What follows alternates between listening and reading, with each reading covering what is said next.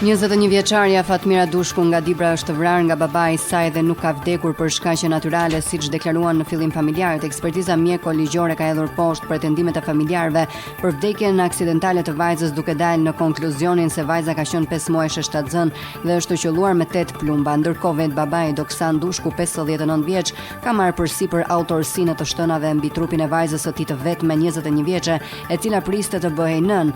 Vajzën e vrava për çështje nderi, ka deklaruar babai i vajzës 21 vjeçare. Ngjarja që tronditi mbar opinionin publik ndodhi mesditën e 27 majit. Fillimisht familjarët kishin përhapur lajmin se vajza kishte vdekur nga një infarkt në zemër dhe mesditën e djeshme do të kryej ceremonia martore.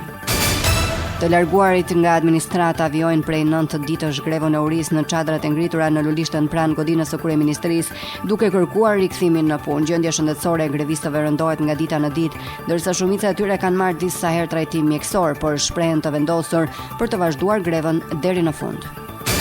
Një grup i shtëpërndjekurish politik ka hyrë sot në ditën e dytë të grevës së urisë. Ata kërkojnë dëmshpërblimin në total të këstëve brenda 2 viteve të para të qeverisjes dhe përfitimin e një statuti special për të gjithë anëtarët e kësaj shtrese që janë gjallë. 17 i shtëpërndjekurit janë vendosur në një çadër të ngritur 50 metra para godinës së parlamentit në të djathtë të godinës së Institutit të shtëpërndjekurve.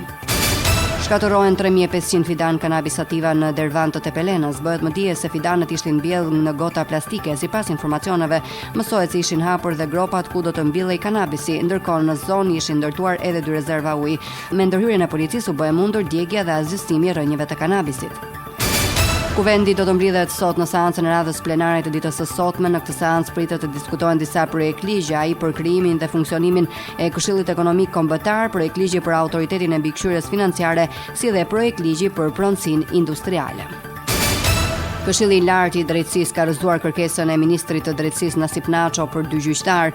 Ministri i drejtësisë kërkoi masë disiplinore për 4 gjyqtar, për 2 prej të cilëve u rrëzua kërkesa.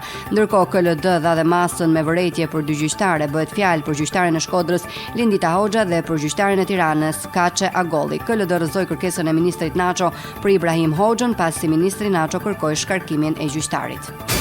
Inspektoriati ndërtimor urbanistik do të shemb ditën e sotme një pallat 9 katësh që ndodhet tek shkëmbi i Kavajës në Durrës. Policia bën më dije se për këtë arsye do të bllokohet prej orës 14 deri në 15 aksi Durrës Kavaj. Uniformat blu kërkojnë bashkëpunimin nga qytetarët dhe biznesi.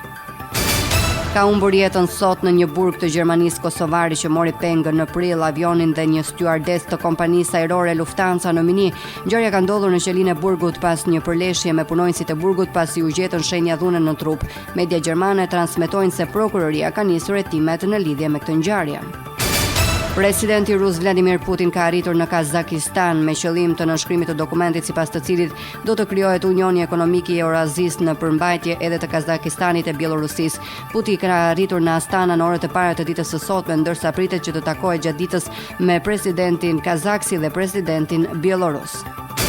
Shqipëria ka mbyllur pjesëmarrjen e saj në kampionin e 5 European Bodybuilding dhe fizikut me 2 medalje. Ishte një aktivitet i cili është zhvilluar në kryeqytetin e Kosovës, Prishtinë. Dorina Mema dhe Armend Marku u nderuan me medalje të veçanta në këtë eveniment, ku garuesja shqiptare arriti të renditej e treta në kategorinë superiore të fitnessit. Në këtë eveniment morën pjesë 17 vende, ndërsa Hungaria arriti të pozicionojë e para me 347 pikë.